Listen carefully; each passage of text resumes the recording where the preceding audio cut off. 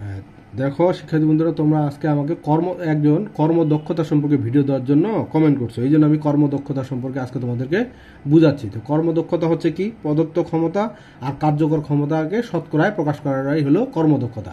এখন কাজ কি? কোনো বস্তুর কাজ করার দেখো সামর্থ্যটা হলো শক্তি, আর কোনো বস্তুর কাজ করার হার হলো ক্ষমতা। হার মানে কি? সময় দ্বারা ভাগ করলেই সেটা হার হয়ে যায়। যেমন বেগের হারকে ত্বরণ, স্মরণের হারকে বেগ। হার মানে সময় দ্বারা ভাগ। তো এইখানে হচ্ছে কি, দেখো তোমাদেরকে আজকে যেটা বুঝাবো সেটা হলো কর্মদক্ষতা। এগুলো এই দেখো কার্যকর ক্ষমতা। এখানে কার্যকর ক্ষমতা বা এখানে আমরা লভ্য কার্যকর ক্ষমতা বলতে পারি। এটা লভ্য কার্যকর ক্ষমতা হলে ক্ষমতা, শক্তি হলে শক্তি। দিয়ে যদি উপরে যদি লভ্য কার্যকর ক্ষমতা তাহলে নিচে মোট প্রদত্ত ক্ষমতা, আর উপরে যদি লভ্য কার্যকর শক্তি তাহলে নিচে মোট প্রদত্ত শক্তি দিয়ে আমরা এটা বের করতে পারি। যেমন দেখো এখানে 10 কিলোওয়াট ক্ষমতার একটি ইঞ্জিন, এই যে 2000 কেজি পানি 3 মিনিটে 90 মিটার উচ্চতা উঠাতে পারে। ইঞ্জিনটির কর্মদক্ষতা কত হচ্ছে? যদি এইরকম একটা প্রশ্ন থাকে তাহলে আমরা যদি সেটা ক্ষমতা আকারে প্রকাশ করি, মনে করো যদি ক্ষমতার মাধ্যমে যদি কর্মদক্ষতা বের করতে চাই তাহলে কীভাবে করবো? এখন দেখো এখানে প্রথমেই প্রদত্ত ক্ষমতা। আচ্ছা দেখো তো প্রদত্ত ক্ষমতা কত হচ্ছে? প্রদত্ত দেখো ক্ষমতা, প্রদত্ত ক্ষমতা কত হচ্ছে বলো তো? এখানে 10 কি আছে? কিলোওয়াট আছে। তো এইটাকে আমরা কি করব? যেহেতু ক্ষমতার একক ওয়াট, তাহলে ওয়াটে ভাঙা নিব। 10,000 কি হচ্ছে? ওয়াট হইল। তো এখন হচ্ছে কার্যকর ক্ষমতাটা বের করি। এই দেখো কার্যকর ক্ষমতা কত হবে?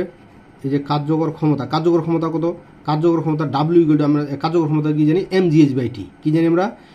mgh/t। আসলে এটা কিভাবে হয়? যেমন ক্ষমতা p ইকুয়াল টু কত? p ইকুয়াল টু w/t আমরা জানি তো। আবার w ইকুয়াল টু কি আমরা জানি? w ইকুয়াল টু আসলে কি জানি আমরা? fh বা fs বাই টি হলো। তাহলে f সমান কি আবার আমরা জানি? mg, আর এইচ তো থাকলো বাই টি। এই জন্য এইটার সূত্র এইটা হয়। যেখানে হচ্ছে দেখো এখানে সাইড নোট এখানে করে দিচ্ছি। m ইকুয়াল টু কত? এই যে 2000 কি আছে? কেজি আছে। আর জি এর মান তো আমাদের জানা আছে। এইচ ইকুয়াল টু কত আছে? 90 মিটার আছে। আর টি ইকুয়াল টু কয় মিনিট আছে? 3 মিনিট আছে। যেহেতু 3 মিনিট তাহলে 3 6 কত? 180 সেকেন্ড হচ্ছে। ঠিক আছে না? এখন মানগুলো বসাই দিই। এই যে 2000 ইন্টু 9.8 ইন্টু উচ্চতা হচ্ছে 90 আর ভাগ হচ্ছে 180। তা যদি এটা ক্যালকুলেশন করি তাহলে কত আসছে? 9800 ওয়াট আসছে না?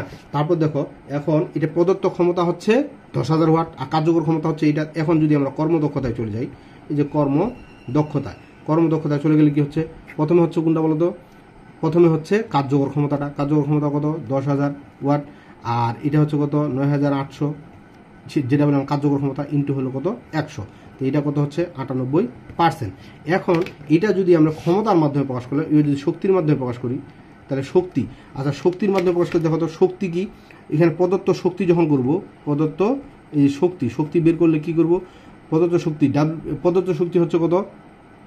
mg। প্রদত্ত শক্তি হচ্ছে 10 কিলোওয়াট আছে না? w ইকুয়াল টু পিটি হয়। w কেজি প্রদত্ত শক্তি। দেখো এই যে যদি এটাকে যদি আমরা ভাঙাই, তাহলে w ইকুয়াল টু কি লিখতে পারি? পিটি না? এই যে আর গুণ করে তাহলে পিটি। পি কত হচ্ছে? আমার 10,000 ওয়াট আছে। পি হচ্ছে 10,000, টি হচ্ছে কত? 180 সেকেন্ড আছে। তা টোটালটাকে যদি গুণ করি তাহলে কত হয়? 1.8 কত হচ্ছে বলো তো? এটা হচ্ছে 1.8 দিয়ে 5টা শূন্য হয়। এই যে 1.8 এখানে 4টা রেখে 5টা শূন্য হয়। 2 3 4 5টা।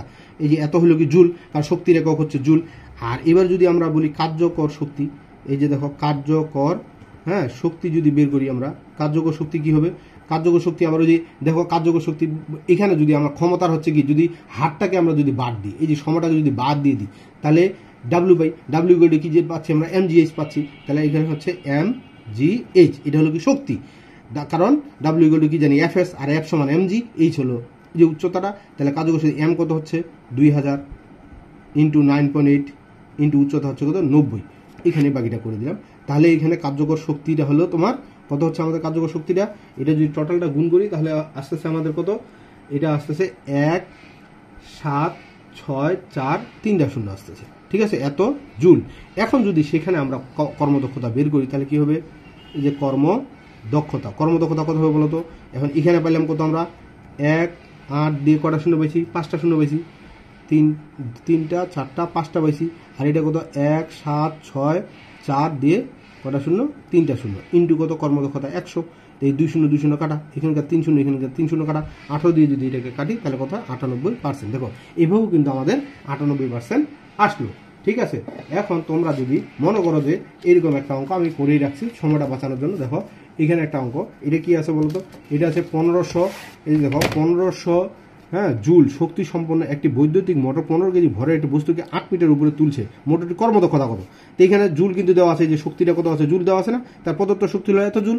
এখন হচ্ছে কার্যকর শক্তি যে W equal to MGH M তো এইটা, আর জি তো 9 জানি, এইচ হচ্ছে এই যে এটা, এই যে মানগুলো বসাই দিয়ে এই যে ক্যালকুলেশন করে এটা চলে আসলে কর্মদক্ষতা কি, এই যে দেখো প্রদত্ত শক্তি 1500 জুল, আর এই যে কার্যকর শক্তি কত বললাম এত ইন্টু 100, এই যে হলো কর্মদক্ষতা। তো ঠিক আছে, তোমরা কর্মদক্ষতাটা ভালো করে একটু পড়বা। হ্যাঁ, যদি আরও কোনো প্রশ্ন থাকে তাহলে আমাকে কমেন্ট বক্স